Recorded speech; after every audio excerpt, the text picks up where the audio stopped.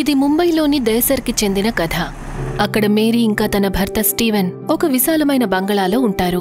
వాళ్లకి డబ్బు ఉంది, అన్ని సుఖ సౌకర్యాలు ఉన్నాయి. అయినా సరే వాళ్ల కళ్లల్లో ఒక దిగులు కనిపిస్తూ ఉంటుంది.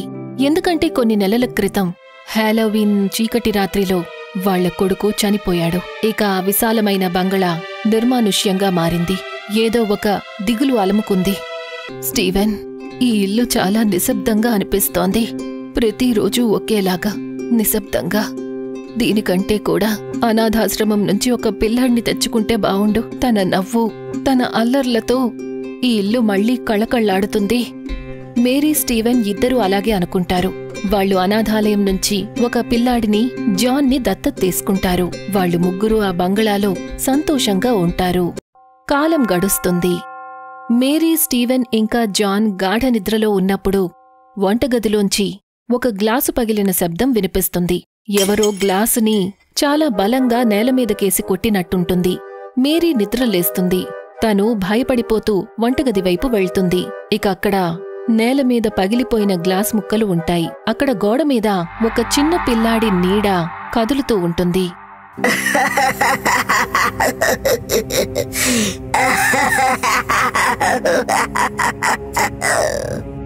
అది చూడగానే మేరీ ఫ్రీజ్ అయిపోతుంది. తను కంగారుగా వెనక్కి పరిగెడుతుంది.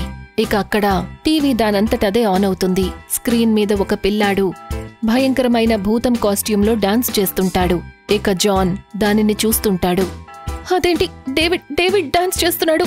జాన్, ఈ టీవీని ఎవరు ఆన్ చేశారు? మేరీ జాన్ వైపు చూస్తుంది. తన కళ్ళు ఎర్రగా ఉంటాయి. అలాగే తన మొహం మీద ఒక భయంకరమైన చిరునవ్వుంటుంది. ఏదో ఇంకెవరో తనలో కలిసిపోయారన్నట్టు. జాన్, నిన్నే అడుగుతున్నాను, అసలు ఈ టీవీని ఎవరు ఆన్ చేశారు? జాన్ సైలెంట్గా ఉంటాడు. మేరీ కోపంతో టీవీని ఆఫ్ చేస్తుంది. కాని స్క్రీన్ మీద డేవిడ్ మొహం మళ్లీ ఫ్లాష్ అవుతూ ఉంటుంది. తన కళ్ళు తెల్లగా ఉంటాయి, ఏదో ఒక మృత ఆత్మ అన్నట్టు. జాన్, ఈ డేవిడ్ వీడియో నీకసలు ఎక్కడ దొరికింది? కోపంతో మేరీ జాన్ ని చెంపదెబ్బ కొడుతుంది. చెప్పు, డేవిడ్ వీడియో నీకసలు ఎక్కడ దొరికింది? ఎప్పుడైతే మేరీ జాన్ ని చెంపదెబ్బ కొడుతుందో జాన్ అప్పుడు తలెత్తుతాడు. తన కళ్ళు నల్లగా తనలో ఒక రాక్షస ఆత్మ కలిసిపోయిందన్నట్టుంటాయి.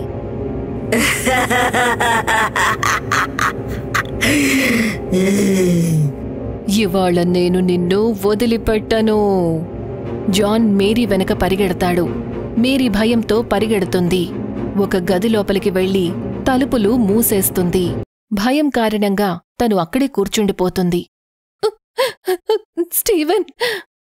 స్టీవెన్ ఆ ఇంట్లోనే పడుకున్నాడు. మేరీ ఎంత భయపడిపోయిందంటే స్టీవెన్ని చూడ్డానికి కూడా వెళ్లలేదు. అక్కడే నిద్రపోయింది. రాత్రి గడుస్తుంది.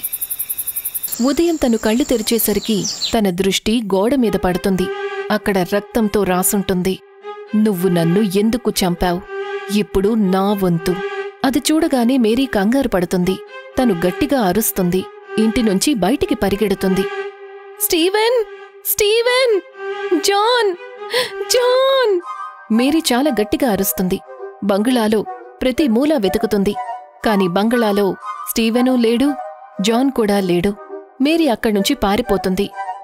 మేరీ పరిగెడుతూ చర్చ్లో ఫాదర్ జేమ్స్ దగ్గరికి వెళ్తుంది. ఫాదర్, నన్ను కాపాడండి. ఏమైంది తల్లి? మేరీ జేమ్స్కి జరిగిన విషయమంతా చెప్తుంది. వాళ్ల ఇంట్లో ఒక భూతం నీడ ఉంది అని. ఇవాళ హాలోవిన్. ఇవాళ జీవనం ఇంకా మరణాలకు మధ్య ఉన్న పరద పలచబడిపోతుంది. ఆత్మలు సులభంగా భూమి మీదకు వస్తాయి. ఫాదర్, నన్ను డేవిడ్ బారి నుంచి కాపాడండి. తను ఇప్పటికే నా భర్తను మాయం చేశాడు. ఫాదర్ జేమ్స్ మేరీ ఇంటికి బయలుదేరతారు. మేరీ తలుపు తెరిచి చూసేసరికి జాన్ ఒక భయంకరమైన భూతం కాస్ట్యూమ్ను వేసుకొనుంటాడు. తన తలను కిందకు దించి ఉంటాడు. జాన్, నువ్వు ఈ కాస్ట్యూమ్ ఎక్కడ్నుంచి తీసుకున్నావు? నేను దీన్ని కొనలేదు కదా. జాన్ మేరీ వైపు చూస్తాడు. ఒక భయంకరమైన చిరునవ్వుతో నవ్వుతాడు. మేరీ కాస్ట్యూమ్ను దీర్ఘంగా చూస్తుంది. ఇది డేవిడ్ కాస్ట్యూమ్. కిందటి హాలోవీన్కి తను దీనినే వేసుకున్నాడు. చెప్పు, నీకిదెక్కడ దొరికింది?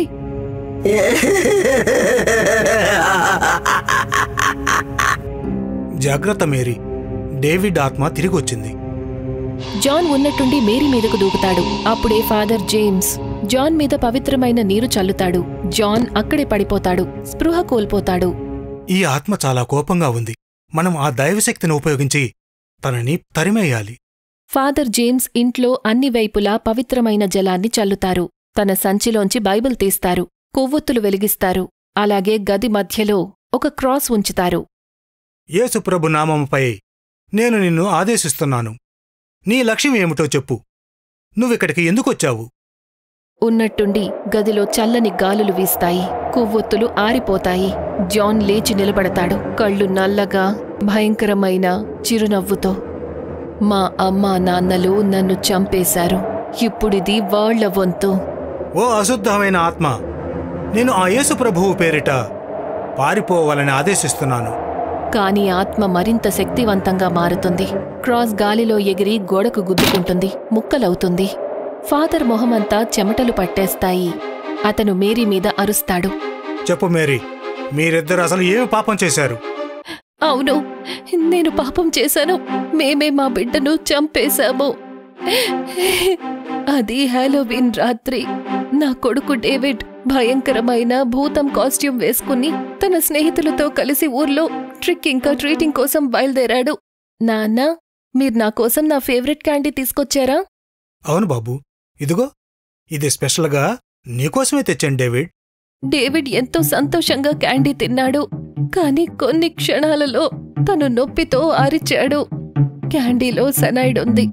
స్టీవెన్ లక్ష్యం ఏంటంటే డేవిడ్ పేరు మీదున్న బీమాని కాజేయడం. మేరీ మొత్తం కథంతా వివరిస్తుంది.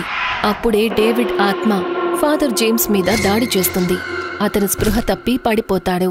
అది చూసి మేరీ పూర్తిగా భయపడుతుంది. చర్చ్ వైపు పరిగెడుతుంది. కాని చర్చ్కి చేరుకోగానే తనకి మరొక షాక్ తగులుతుంది. ఫాదర్ జేమ్స్ అప్పటికే అక్కడ నిలబడి ఉంటారు. మీరు ఎక్కడ? మీరు ఇప్పుడే కదా మీరు నాతో అక్కడ? నాకు ముందుగానే తెలుసు.